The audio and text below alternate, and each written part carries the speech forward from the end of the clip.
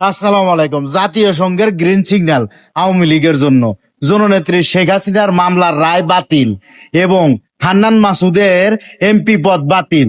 সব কয়টা ভিডিও একটা ভিডিওর মাধ্যমে দিলাম। আপনারা ভিডিওটা দেখবেন, যথেষ্ট পরিমাণ শেয়ার করবেন। সুখবর আর সুখবর চারিদিক থেকে আইতেইছে। আপনারা যদি ভিডিও শেয়ার না করেন তাহলে হইব। ভিডিও শেয়ার করবেন, পর্যাপ্ত পরিমাণ শেয়ার। এদিকে বাতিল হচ্ছে হান্নান মাসুদের এমপি পদ, শেখ হাসিনাকে জাতিসংঘের গ্রিন সিগন্যাল, বাতিল হচ্ছে ট্রাইব্যুনালের ফাঁসির রায়, খেলা শুরু হয়ে গেছে আওয়ামী লীগের।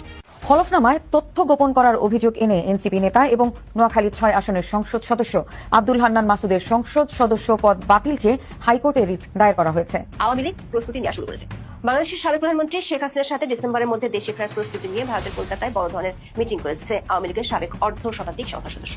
যেসব নেতা শেখ হাসিনার সাথে দেশে ফিরবেন না, তাদেরকে দল থেকে আজীবনের জন্য বহিষ্কার করা হতে পারে। বিশ্ব রাজনীতির ভূ রাজনৈতিক সমীকরণে কি কোনো নীরব ও গভীর পরিবর্তন ঘটার সংকেত মিলছে? এবং জাতিসংঘ নিরাপত্তা পরিষদের একটি পর্যবেক্ষণে উঠে আসা বিস্ফোরক তথ্য যে যতক্ষণ না পর্যন্ত বাংলাদেশের ট্রাইব্যুনাল আইন থেকে মৃত্যুদণ্ডের বিধান অপসারণ করা হচ্ছে, ততক্ষণ পর্যন্ত তারা তাদের সুনির্দিষ্ট তথ্য প্রদান করবে না। এবার কি তাহলে হান্নান মাসুদের এমপি পদ বাতিল হয়ে যাবে? আর বাতিল হলে কি সবাই রাজুতে জড়ো হবে এবং সেখান থেকেই মিছিল বের হবে এবং সেই মিছিল গুলশান পর্যন্ত, প্রধানমন্ত্রীর বাসভবন পর্যন্ত চলে যাবে? দর্শক, নতুন একটা নিউজ আপনাকে স্বাগতম। প্রিয় দর্শক, একদিকে হান্নান মাসুদের এমপি পদ বাতিল হচ্ছে, অন্যদিকে শোনা যাচ্ছে আওয়ামী লীগের সাবেক 50 এমপি বৈঠক করছেন কিভাবে তারা বাংলাদেশে ফিরবেন এবং বাংলাদেশে ফিরে আইনি মোকাবেলা থেকে শুরু করে নিজেদের সুরক্ষা, সাবেক প্রধানমন্ত্রী শেখ হাসিনার সুরক্ষা কিভাবে দেওয়া যায় সেই বিষয়টি নিয়ে খুবই গুরুত্বপূর্ণ আলোচনা করেছেন। সেই বিষয়টি জানতে পারবেন।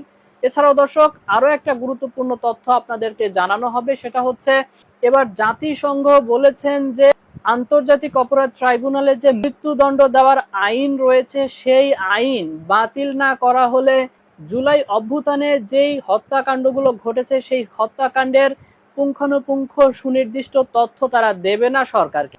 তবে কি জাতিসংঘ সাবেক প্রধানমন্ত্রী শেখ হাসিনার বিরুদ্ধে দেওয়া এই ফাঁসির রায় বাতিল করাতে চাচ্ছে?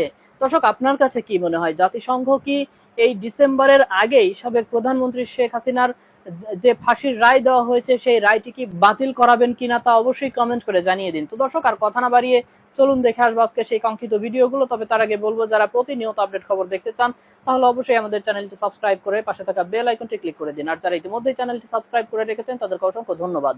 তো চলুন দর্শক, ভিডিওটিতে একটি লাইক দিয়ে আমরা ধারাবাহিকভাবে সবগুলো ভিডিওর আলোচনা দেখি।